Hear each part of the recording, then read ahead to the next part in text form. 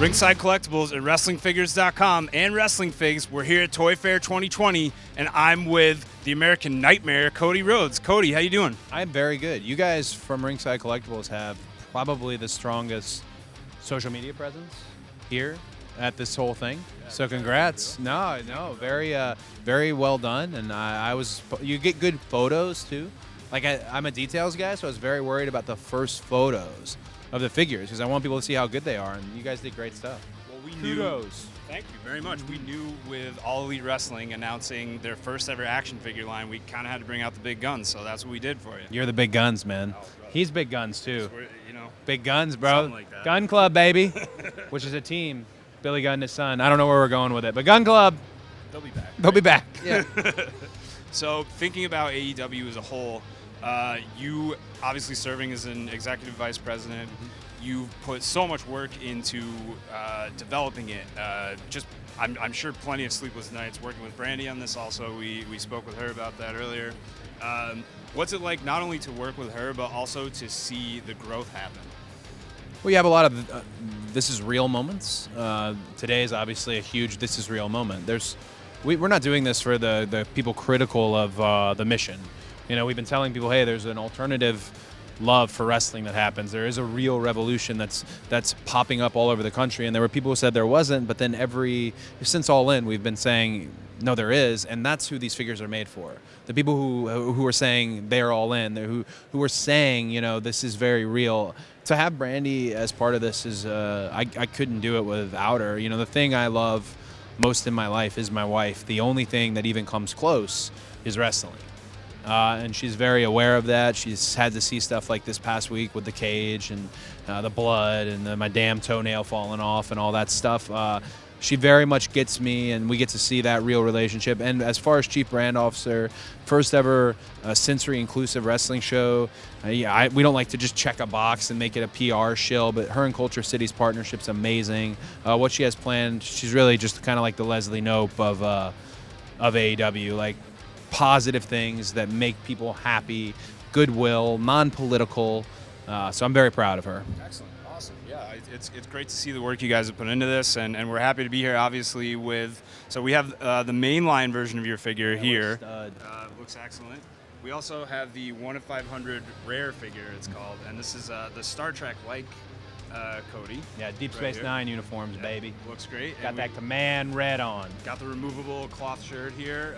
What do you feel about the detail that's gone into these? Like, you've had wrestling action figures made of yourself before, so this is not necessarily brand new to you, but this is like taking it to another level. Yeah, it's the evolution of figures. I think in the video you can see the midsection articulation, and then homie's right over here. That's the guy who should everyone should be interviewing all day. Like, he's made these toys, and the detail. Like, nobody wants to see their tattoo if it's off. Sure. Nobody, and you have to prepare yourself. So like, well, it may not be perfect, but just the prototypes alone were perfect. I asked our digital director before I got here. I said, "Is there anything wrong with the toys?" Yeah.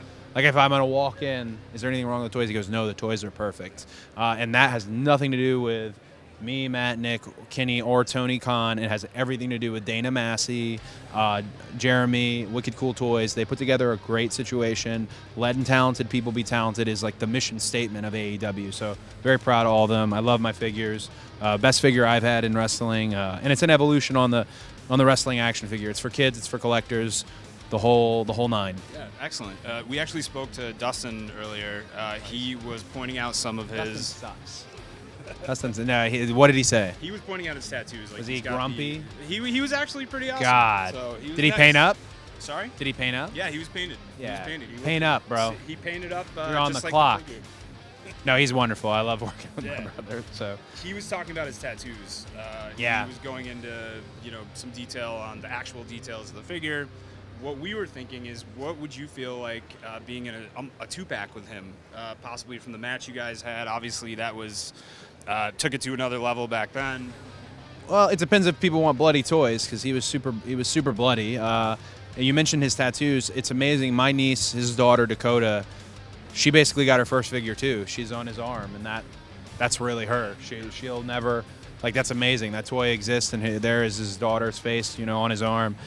There's a couple things I want to do, and I don't know if we're gonna do this, but every meeting I've had has kind of said the same thing. I want to do a little bit of a defining moments SCU winning the tag titles, Chris Jericho winning the main title, me and Dustin Double or Nothing, Spears hitting me in the head with that silly chair, just like significant moments because we've had these really good stuff. So hopefully something like that. I mean, 2-pack, you get a little dicey because then who gets the royalty rate and like his contract's just no way. Like I would rather want to get most of the money from it. I mean, we're brothers, so like.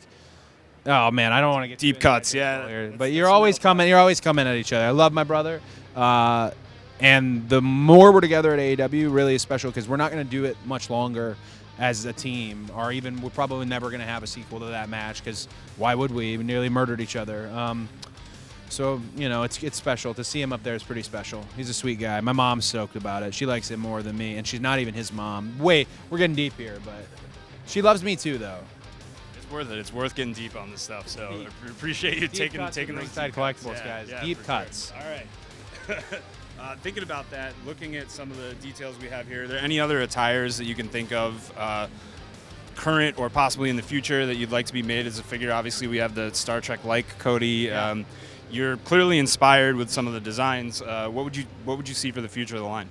I remember Randy Orton told me once because I got mad that a pair of trunks were like $400. And he was like, no, it's the best $400 you ever spend because you'll get a new figure. And which is weird because he's never like changed his trunk pattern. Like weird. Good advice, but he doesn't follow his own advice. Yet he's had so many figures. Yeah, that's the thing though. He's killing it. He changed the color. But I think for me, I'd love to do something. I'd love to partner with Microsoft on something because I had an Arbiter themed. I don't like to do cosplay. I like to do inspired. And I had an Arbiter inspired set of gear that I never wore. I just didn't have the courage to do it. That maybe seeing them over in the Jazwares booth, we're kind of neighbors now. Maybe I could do something like that. But I'm trying to think if there's any others that mean the most. I know that this is so weird. We're a lot of information here, but I'm switching to just gold and silver. From a branding standpoint, I won't be changing a lot anymore. We got some market feedback, and I like the gold and silver. So these are kind of the last wild ones, unless we get that Arbiter gear, which we're going to get. I'm winking. I don't know when. It'll happen. And maybe the Foxhound shirt, too. That Foxhound shirt that just came out. That's inspired and not ripped off. So as long as we keep putting in those disclaimers on camera, nobody. Inspired, everyone's doing it. Yeah, I think they are too. What a terrible way to. Everyone's doing it. So thinking about accessories, obviously you have the sledgehammer here, a nice shout out kind of. In a way, I think that might become your sledgehammer as we move forward. It fits really well with this figure. Once with it. I don't know if you can see it. He knocked it out in Hell in a Cell in Newark. Yep. It was a crown. I actually have the two here. They do Brett Baker style, No, I want I want to do a 2-pack with my brother, a 2-pack with my wife, and I want to do a family pack with Pharaoh. So that's this is where we're getting into real deep cuts. Yeah, we spoke with Brandy earlier about Pharaoh. He got scanned. She thinks it should come with her instead of coming with Totally you. agree. Yeah? Because he doesn't respect me. You were going to think that. No, he doesn't respect me. His bond, they impressed or whatever the hell it's called with wolves. Like his bond is with her. So I would love a Pharaoh 2-pack with her. And I think I don't want to say this and then I totally shoot myself in the foot, but I'd really like to make a pack with me, Justin, and my dad because I believe I have access to it now. I'll find out in 5 minutes I don't. But I'd like to see that because I don't think I've seen my favorite figure of him yet, and there was a lot of good looks he had. That would be cool. Yeah, it'd be a great legacy 3-pack like that would be kind of you know what I mean. Yeah, and then I get the money. My mom and Dustin, they don't need it. No. So, obviously, we're with WrestlingFigures.com. We're with Wrestling Figs, Ringside Collectibles. We have huge figure collectors in our network and in our fan base. Are you a figure collector? Did you collect as a kid? Give us the whole nine. Like, what's collecting like for you for action figures? So nobody liked my Hasbro setup because I fought my figures, so they all had the scuffs all over them. So like I never kept anything good, and because of my dad, I would incorporate random Lucha Libre figures, and Star Wars made it into the figure fed every now and then. I didn't really discriminate. I no longer collect anything. I throw my weight belt out into the crowd. My boots half the time are missing. I don't collect anything anymore. The memories on TV, they feel like enough for me. But I also fail safe because my buddy collects everything for me. in a loose version and in the box, that being Zack Ryder, who works for another company, under the bus. He's a sweetie, and if I ever needed anything, I know he would give it to me. He has a great collection. It's insured for a lot of money, apparently. But it's also taken over multiple rooms of their house. And I feel very bad for Chelsea because, like, grown-ass man, and the figures are loose, so what are you doing with the figures? Are you playing with the figures? And if you are, come clean about playing with the figures. Love Zack. He has all my figures. Hopefully he gets this line. I need him to get it. I think he already... I think he already got it, him and the other guy he's with who trained MJF. I think they already got the first line. But I need him to make sure he has it because I do want to keep these. If I can give you a suggestion, what I would do is talk to Jeremy about possibly a 1 of 20 figure that you get to keep all of them so Zack Ryder can't have any of them. Ha-ha! Well, Zack creates a market on his own. I'm sure you've seen the whole Greg Valentine scandal. Like, if you go into Zack's toy room, he's paid up exuberant prices for stuff that is garbage. And if you go in there, there's some garbage. Like, there's a lot of garbage. I'm not trying to be rude, but like, who wanted that Greg Valentine figure? Like, as a kid, nobody wanted it. So why are you paying $25,000? Like, nobody wanted it. And I'm not trying to be mean, but like, Rhythm and Blues Greg is the peak of the collection. It should be Hogan. It should be Warrior, Shawn, Cody. You know, Greg Valentine, Ryder, Eve yourself. Yeah. You know, but he has a good collection. It's loose though, so if you even move around a little, it all comes crashing down. Yeah. It's almost legendary. It's getting there, right? Yeah. I mean, some of his other stuff's pretty lame. He's into like these porcelain dolls from Disney now, so they're taking up a lot of the figure space. Brandy, you remember Zack's weird little porcelain collection? That's some creepy stuff.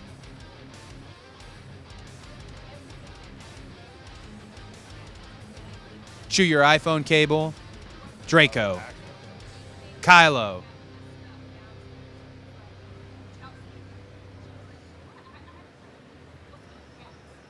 He needs better. Yeah, the cats. That's what's gonna happen. We're waiting. We're sitting on a time bomb with the cats in that figure collection because I think they're gonna come in there and rip it to shreds. Hopefully not mine. Do you think he's gonna have enough room in his collection for the new product? You said he already has it, but yeah, because he has a bunch of the some garbage stuff. So he can move some of it. Get rid of some. Well, like, bro, like the Ghostbuster stuff you can put in another room. You know what I'm saying? Let's keep it wrestling. Let's keep it real. You know, the Ghostbusters thing is like his thing. Like, you don't like Ghostbusters? No. It's okay. But yeah, but hopefully he makes a shelf space for us. Hopefully. Any last words before, we've got Revolution coming up. How are you feeling about that event as a whole? And obviously, with the launch of the toy line, we've got so many more eyes on AEW. Like, what are you looking to give fans that are going to see AEW for the first time after jumping in on this toy line? Well, it's a sold-out Wintrust. It's beautiful, new stage, and we're trying a few new production elements that I think will really pop. And you'll when you see them, you'll notice them. The cards stacked to have Mox versus Chris Jericho as they are now. Chris Jericho, the best he's ever been, and myself versus Max. I can tell you right now, not going to be a long match. I think Max is wonderful. He talks a big game, and he's got the gift of gab, but athletically, he can't keep up with anybody on our roster. And he's been out of ring shape, so your hot dog will not get cold. I'm gonna slaughter him. Who else is on this thing? Everyone's on this dang thing. Card's gonna be amazing. Plus, it's Chicago. It's a home game for us. Chicago, Jacksonville, Atlanta, home games. Las Vegas, home games. And to be part of C2E2, very special to have an appearance there. This will be a good snapshot of what AEW is. Sports-based, alternative product. Not all of it is sports-based. Disclaimer, there are some fun things too. But I think people tuning in will see just a different type of wrestling. That's all it ever aimed to be, is a little bit more about the big fight and the grit and the violence and toes falling off and teeth getting kicked out. That stuff. It's going to be a great show.